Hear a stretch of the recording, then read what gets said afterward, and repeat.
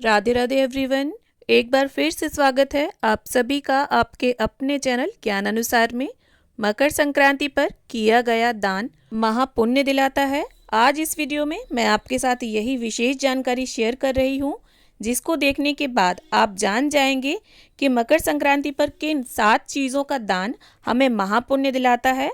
Video में अंत तक बने रहिए और जानिए कि मकर संक्रांति पर किन 7 चीजों के दान करने से सुख और समृद्धि बढ़ती है। मकर संक्रांति के दिन अगर आप इन 7 वस्तुओं का दान करते हैं तो कभी भी नहीं होगी आपके जीवन में धन की कमी।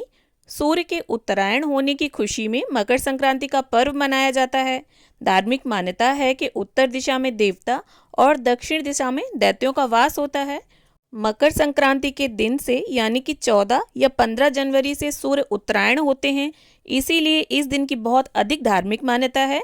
युगों से इस दिन दान का विधान बना हुआ है।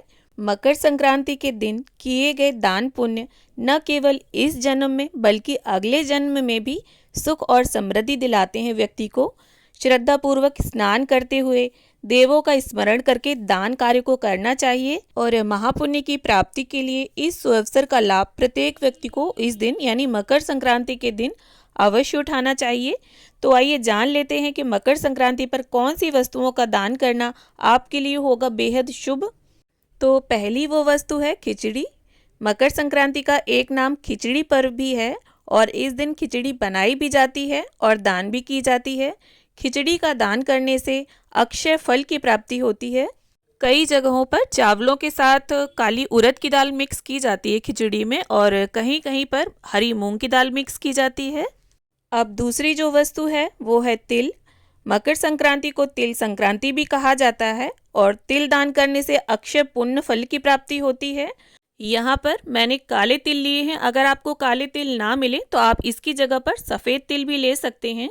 मकर संक्रांति के दिन तिल दान करने से शुभ फलों का कभी भी क्षय नहीं होता। इस दिन किए गए तिलों का दान करने का महत्व अन्य दिनों की अपेक्षा 10 गुना अधिक होता है। इस दिन तिल से बनी हुई मिठाई ब्राह्मणों को दान करनी चाहिए। किसी भी प्रकार का जो ऋण होता है उससे मुक्ति प्राप्त करने का मार्ग सुगम हो जाता है तिल दान करने से। इसीलिए मकर संक्रांति पर आप तिल या तिल से बनी हुई वस्तु का दान अवश्य करें। इसके बाद तीसरी वस्तु है गुड़। ऐसा माना गया है कि गुड़ या गुड़ से बनी हुई चीज़ें सूर्य से संबंध रखती हैं और इस दिन गुड़ का दान करने से सूर्य के शुभ फलों की प्राप्ति होती है। व्यक्ति के जीवन में मिठास बनी रहती है, संबंधों की दूरी समाप्त होती है, मान सम्मान में वृद्धि होती है, समाज में व्यक्ति को प्रतिष्ठा प्राप्त होती है, प्रसिद्धि प्राप्त होती है और व्यक्ति के जीवन में विद्यमान नकारात्मक प्रभाव समाप्त होने लगते हैं। इसीलिए मकर संक्रांति के दिन आप गुड़ या गुड़ से बनी हुई किसी भी वस्तु का दान अवश्य करें। अब जो चौथी वस्तु है वो है वस्त्र और विशेष रूप से लाल और ऊनी वस्त्र। यदि आप मकर संक्रांति पर लाल और ऊनी वस्त्रों का दान करते हैं तो इससे कुल में वृद्धि होती है, समृद्धि बढ़ती है और व्यक्ति के जीवन के कष्ट दूर होते हैं। इसके साथ साथ इस दान के द्वारा व्यक्ति अपने आने वाले जीवन को उज्जवल बनाने में सफल होता है। मकर संक्रांति के दिन किसी गरीब व्यक्ति को एक जोड़ी वस्त्र आप जरूर दान करें और मायने ये नहीं रखता कि जो वस्त्र आपने दिया है वो महंगा है या सस्ता। जितनी आपकी क्षमता है आप उस तरह का दान करें, लेकिन दान करें ज़रूर। और जैसा कि मैंने बताया लाल रंग का वस्त्र अगर आप दान करते हैं तो आपकी कुंडली में सूर्य की दशा जो है वो अच्छी होती है, क्योंकि लाल रंग सूर्यदेव से संबंध रखता है। और पहनने के वस्त्रों के अलावा अगर आप देना चाहें तो जो फुटपाथ वगैरह में गरीब बैठे होते हैं उन्हें आप कंबल दान कर सकते हैं।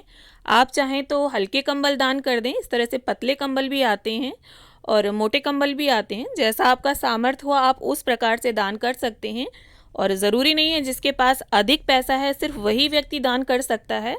कम पैसे वाला भी दान कर सकता है, पर अपनी क्षमता के हिसाब से आप दान अवश्य करें।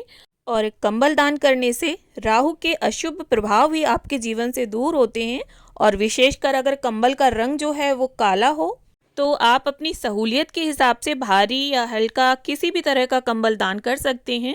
और वस्त्र दान करते समय या कंबल दान करते समय आप एक बात का पूरा ध्यान रखें कि ये जो वस्त्र या कंबल हैं वो पुराने नहीं होने चाहिए, इस्तेमाल किए हुए नहीं होने चाहिए और कहीं से भी फटे नहीं होने चाहिए। हमेशा नए वस्त्रों का दान ही हमें करना चाहिए। अब इसके बाद जो पांचवी वस्तु है वो है सप्तधान। तो सबसे पहले तो मैं आपको बता दूं कि सप्तधान में क्या क्या आता है। तो सप्तधान में 7 तरह के अनाज आते हैं, जिसमें पहला होता है जौ, दूसरा होता है गेहूं, तीसरा होता है चावल।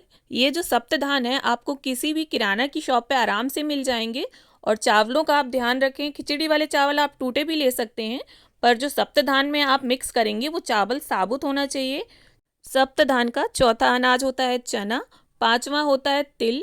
तो आप काले तिल भी ले सकते हैं या सफ़ेद तिल भी ले सकते हैं, दोनों में से किसी भी तरह के तिल आप ले लें। और छठवां होगा कंगनी। तो इस तरह से होती है कंगनी, ये लीजिए मैं आपको पास से दिखा देती हूँ। ये चिड़ियों को चुगाने के काम आने वाला अनाज है।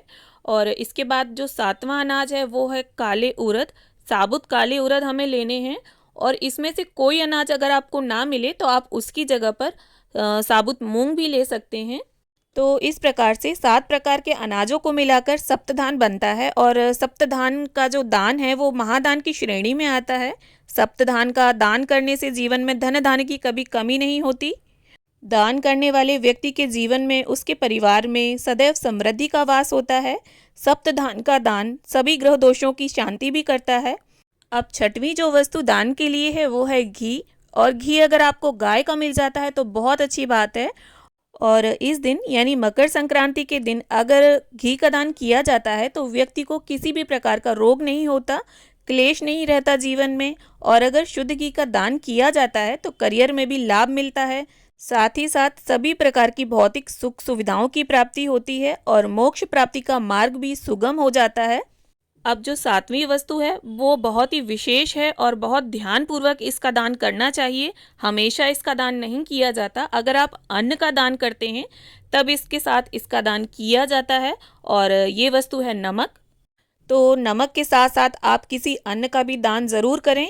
और नमक दान करने से आपकी कुंडली में किसी भी प्रकार की अज्ञात बाधा है जिसका कोई समाधान नहीं मिल रहा है, तो नमक दान अगर आप करते हैं तो उस बाधा की समाप्ति होती है। हमारे मृतक परिजन यानी हमारे पितरों को तृप्ति और शांति मिलती है। तो नमक का दान जो है वो बहुत ही उत्तम दान है। मकर संक्रांति के दिन आप अन्न दान के साथ साथ नमक का दान भी ज़रूर करें। और यहाँ पर एक चीज़ मैं आपको बता दूं, अगर आप सभी वस्तुएं अलग अलग दान कर रहे हैं तब आपको सबके ऊपर अलग अलग दक्षिणा रखनी पड़ेगी। अगर एक साथ ही सभी वस्तुओं का दान कर रहे हैं तब आपको एक ही जगह पर दक्षिणा रखनी होगी। और जैसे अलग अलग कर रहे हैं आप, जैसे सप्तधान अगर दान कर रहे हैं या खिचड़ी दान कर रहे हैं तो आप इस प्रकार से दक्षिणा जरूर रख दें। दक्षिणा से होगा क्या, अगर किसी भी प्रकार की कोई कमी होगी दान में तो वो पूरी हो जाएगी। और दान को हमेशा अपने दोनों हाथों में लेकर आप जिस भी व्यक्ति को दान करें उसके हाथों में दें। और व्यक्ति को घर बुलाकर दान देने की जगह पर अगर आप जिसको दान दे रहे हैं उसके घर जाकर चलकर दान देकर आते हैं तो ये ज़्यादा पुण्य फलदायी होता है। तो फ्रेंड्स, शास्त्रों में भी दान की महिमा का विस्तार से उल्लेख किया गया है और मकर संक्रांति के दिन प्रत्येक व्यक्ति को दान करके इस सुअवसर का लाभ अवश्य उठाना चाहिए। तो उम्मीद करती हूँ वीडियो में दी गई जानकारी से आप सभी को लाभ मिले। वीडियो अगर अच्छी लगे तो इसे लाइक शेयर करें। और अगर आपने हमारे चैनल को सब्सक्राइब कर रखा है तो बहुत धन्यवाद, और अगर नहीं किया है तो अभी कर लीजिए। वीडियो को अंत तक देखने के लिए आप सभी का बहुत बहुत धन्यवाद।